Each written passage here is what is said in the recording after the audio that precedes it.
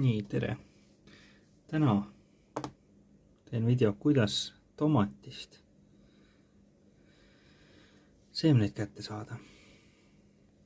Seda selleks, et ei peaks ostma seemneid poest,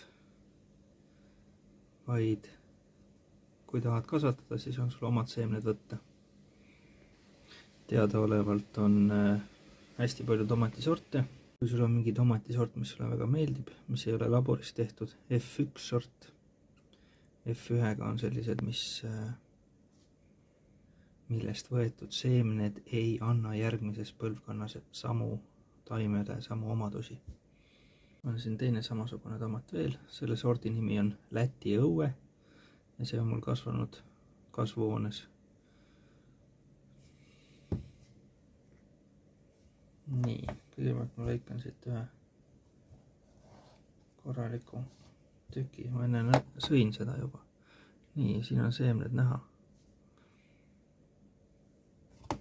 Kõik need kollased, siin on seemned. Ja need saan kätte nii, võtan tegelikult teise käega, mul on vasakukäeline, kes veel ei tea. Sa võtad vaikselt selle pintseti vahele näiteks. Mulle meeldib nii teha. Ja paned nad paberile. Niisugune nokitsemise värk, ükshaaval. Nii. Ja kui oled neid korjanud nii palju kui vaja on, nii palju kui tahad, siis tuleb need sõela peal, jooksva vee all, teen mina, puhastada ära seda seemet ümbritsevast keelkestast. See kest on see, mis takistab sellel seemnel siin lähiajal idanema minemast. Ja samas see hakkab hallitust tekitama, kui sa tahad pikemaks ajaks näiteks seemet seisma jätta. Kui tahad kevadel alles istutada, praegu on sügis, tahad, et läbi talve see seeme seisaks, siis tuleb puhastada sellest ümbritsevast keelkestast ära ja kuivatada ära seeme. Ja kuivatamiseks pole ka, mul on siin näidis kuivatatud mõned seemned eelnevalt juba. Et kuivatamiseks pole vaja muud teha, kui tuppa paberi peale need keelkestast puhtaks pestud seemned seisma jätta. Otsese päikesevalguse eest kaitstuna, tuult ei tasu neile ka anda, lähevad lendu.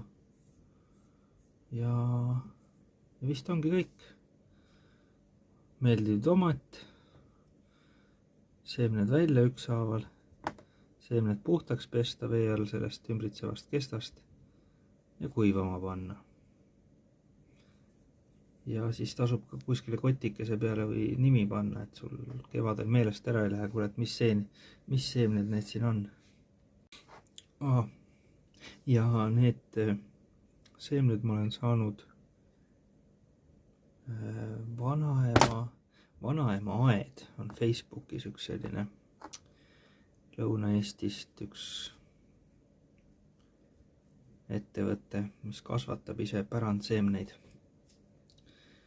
Just seemneid, mis on läbi põlvkondade alles hoitud, et ei ole geneetiliselt modifitseeritud laborites.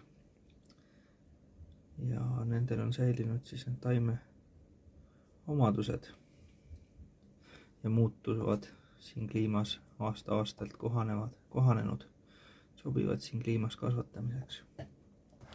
Et see Läti õue, mis mul siin parasjagu on, see on üks selline, mis on just meie kliimast. Minu teada, parandage, kui ma eksin.